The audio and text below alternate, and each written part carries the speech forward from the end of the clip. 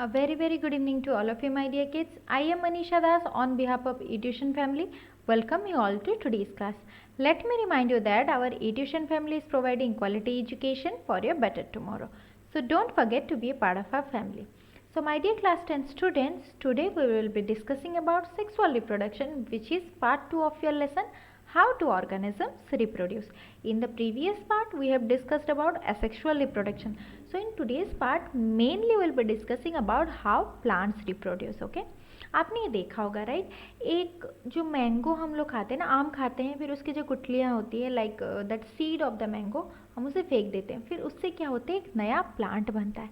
कैसे बनता है, ठीक है, तो चलिए देखते हैं.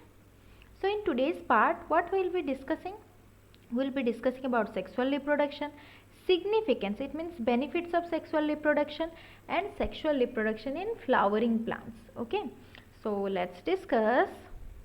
First thing is sexual reproduction. What is sexual reproduction? The type of reproduction in which the offsprings are produced by the fusion of male and female gametes is called as sexual reproduction. यानी कि sexual reproduction में क्या होगा, mail gamete और female gamete क्या होंगे, fuse होंगे. Okay, so where does it find, where does we can found, see they are seen in higher plants, we can find them in higher plants, some microorganisms and most of the animals. So let's see. So what is the significance, what is the benefit of sexual reproduction? See, it results in a combination of variations from two different individuals, because now only we have told that यहाँ पे fusion होगा किसका, mail gamete और female gamete का.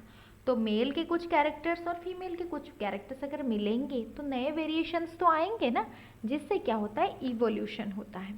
And it helps the organisms to adapt to the environmental changes. थोड़े थोड़े changes ही तो क्या करते हैं, एनवायरमेंट के साथ एडजस्ट करने में हेल्प करते हैं और नए कैरेक्टरिस्टिक्स को फॉर्म करते हैं. Right, next is DNA copies.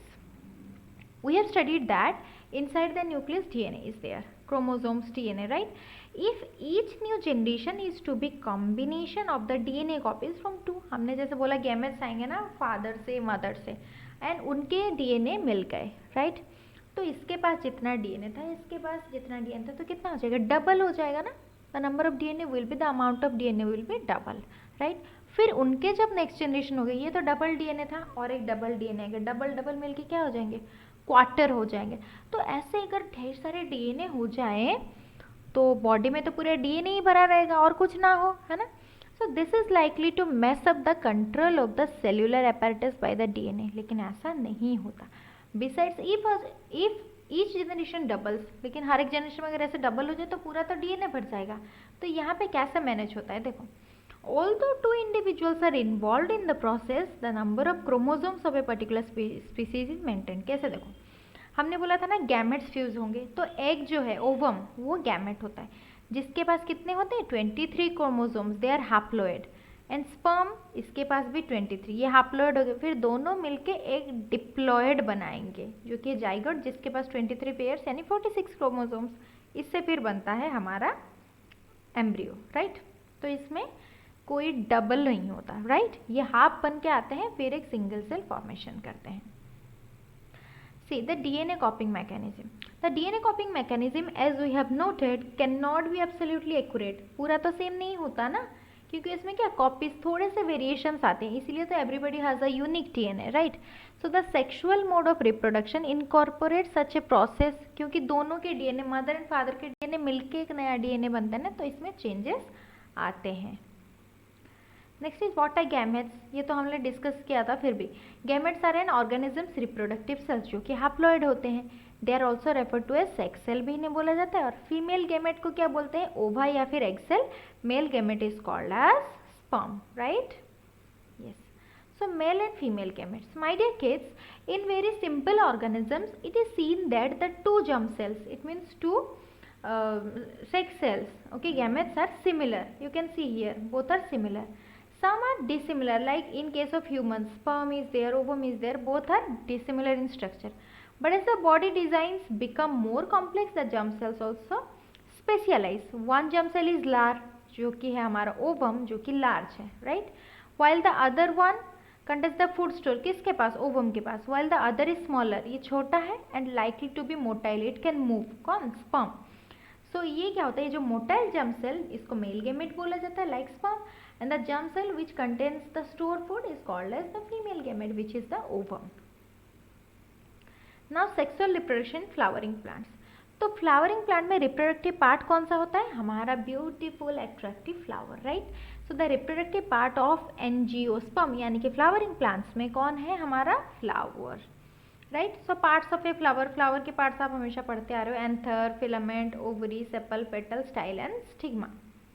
And stamen and carpel are the reproductive parts of a flower which contain the germ cell.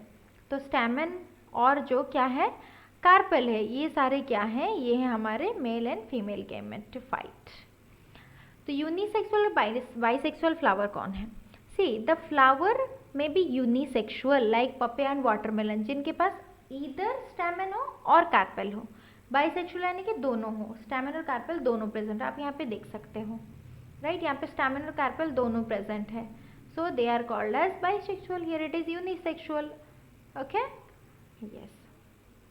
Now stamen, stamen क्या है हमारा, is the male reproductive part and it produces pollen grains that are yellowish in colour. आपको ये दिख रहा है, आपने कभी देखा है चाइना रोज या फिर हिबिस्कस के प्लांट, ओके. आप अगर उसको पकड़ो ना, उसके ये जो फिलामेंट लाइक स्ट्रक्चर, आप उसको पकड़ो तो क्या होगा, आपके हाथ में येलो कलर का पाउडर लाइक सब्सटेंस लग जाता है. Those are nothing but pollen grains. Next is carpel. Okay, carpel is present in the center of a flower and is the female reproductive part. It is made up of 3 parts. ये पूरा ना देखो flower के बीच में देखने को मिलता है, इसके पास 3 पार्ट्स होते हैं. swollen bottom, इसको क्या बोलते हैं, ओवरी, जो फूला हुआ हिस्सा है, राइट. एंड द मिडिल जो लंबा वाला है इसे स्टाइल बोलते हैं, और ऊपर वाले हिस्से को क्या बोलते हैं, स्टिग्मा बोलते हैं. ओके, ये स्टिकी होता है ताकि वो पोलन ग्रेन को कैप्चर कर सके. The ovary contains the ovules. Ovary के अंदर क्या है, ओव्यूल्स होते हैं. Okay, each ovule has a egg cell. ये जो छोटे छोटे बॉल लाइक स्ट्रक्चर दिख रहे हैं, इसमें क्या है, एग होते हैं. तो जब मेल का जर्म सेल यानी कि पोलन आके कहाँ पे गिरेगा, स्टिग्मा के ऊपर गिरेगा, तो यहाँ से ये पोलन ट्यूब ग्रो होके इस एग के पास पहुँचेगा, जहाँ पे फर्टिलाइजेशन होगा और जाइगोट फॉर्मेशन होगा, और जिससे क्या होगा, यहाँ पे फ्रूट फॉर्मेशन होगा. सो पोलिनेशन क्या होता है, pollination is basically the transfer of pollen grain from the anther to the stigma, right.